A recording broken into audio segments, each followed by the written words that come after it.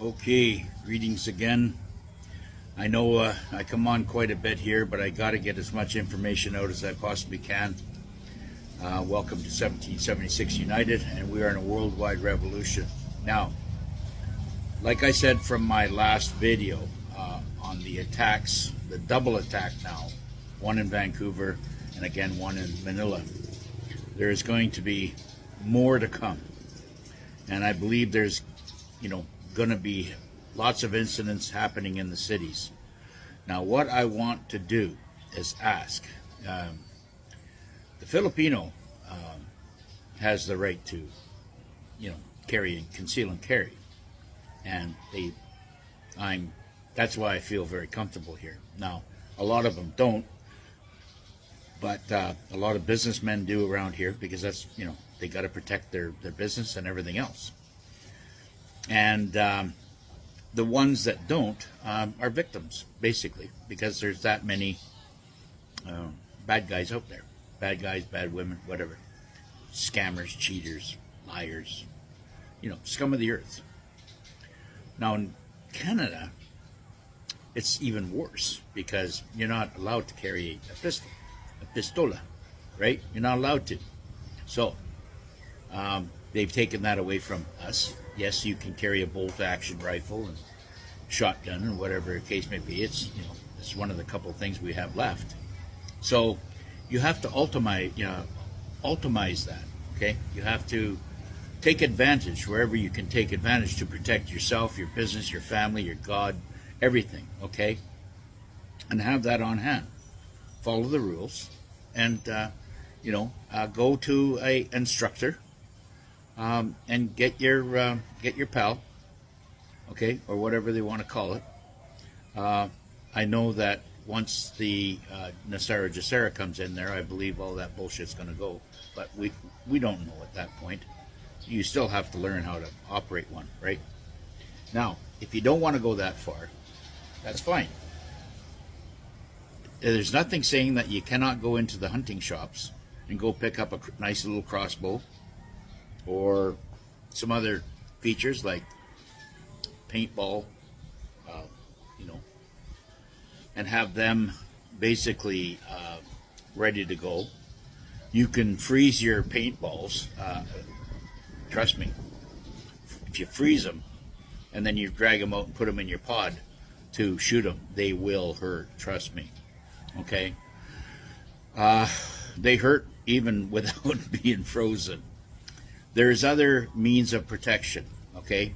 The old billy club.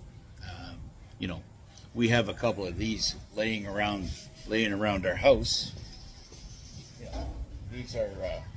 These are, I carry these in the Philippines, right? This is basically, this can turn this way, it can turn this way, you use this like this here, like that. There's all kinds of different protections, okay? This is what you have to do nowadays. Now, you don't need anything quite that big. You go buy some brass knuckles, anything to protect yourself, okay? Because we're living in a violent world, and we're living with these hybrids now. I don't know how much more is going to happen. I mean, do we have to be slapped in the face 5, 6, 7, 8 times before we wake up and realize that we're under attack? The first one in Vancouver I knew was right now, that was a planned attack. The second one now in the Philippines at the airport that's not a coincidence. These are planned attacks. And they probably won't be just targeting the Filipino. They'll be targeting all kinds of groups and areas and whatever. But I suggest, other than when you're traveling, but you are allowed to, if you got stuff that's in your truck, you can have a shovel, like, those little small army shovels that you can fold up and whatever. Those are a great weapon, right? These are things that they cannot tell you not to have in your truck. We got to use our head, folks. We have to use our brains for our protection, okay? And it's okay to have a leather vest on, a heavy leather vest on, okay? Because anybody that's trying to do one of these to you ain't going to get into your vital organs. Okay? all kinds of things that you can protect yourself with until this shit show's over, right? Even as much as having a fold-up 6-inch blade, as you can put on, your dashboard. Carry it on your hip. You can have a 6-inch fold-up or even open 6-inch, whatever. I usually carry an 8-10-inch, because for my business and whatever. I'm not scared to carry it around, and it's obvious, it's in plain sight, so they know that I'm there, but it's one of my tools that I need to, cut my strings and straps and whatever I'm doing on different, cargo stuff, right? And that's when I'm working. Now, everybody has to kind of do the same thing. You don't have to do I would, personally, I would do a fold-up knife, nice 6-inch fold-up knife, something you can flip open right away. That's quite a good deterrent.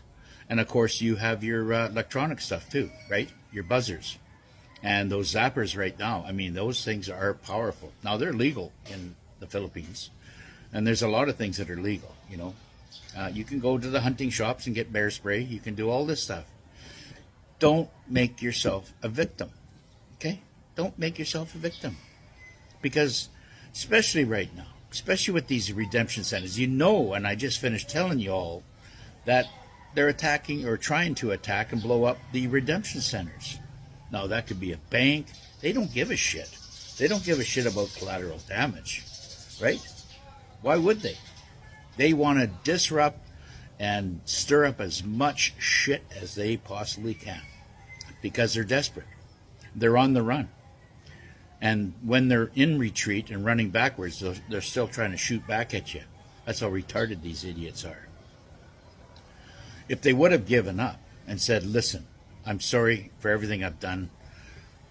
I have given my soul, my heart over to God, and I'm willing to change my ways and give you all the information I possibly can of what I have gone through. And maybe their life will be spared. So the benevolence, the Space Force, or the JAG, or the special super soldiers, special operators can monitor them to see if they're really, really mean what they say. But they're not.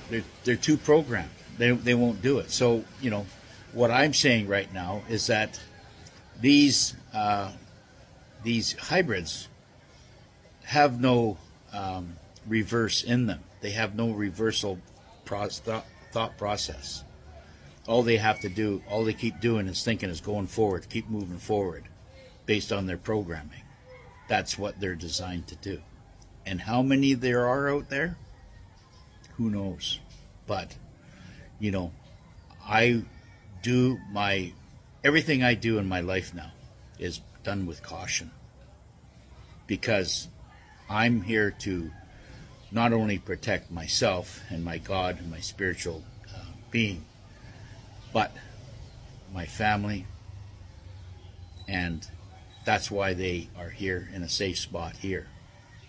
My older adult children, I can't control them. They are, only thing I can do there is make them be aware of what the dangers are out there. So, we all are in this together. We know who the bad guys are. We know who the threat, where the threat is coming from. We're on board with that. We resonate with all that stuff now. Now it's time to protect ourselves and bring out the little least amount. It doesn't have to be much, but as long as you have something.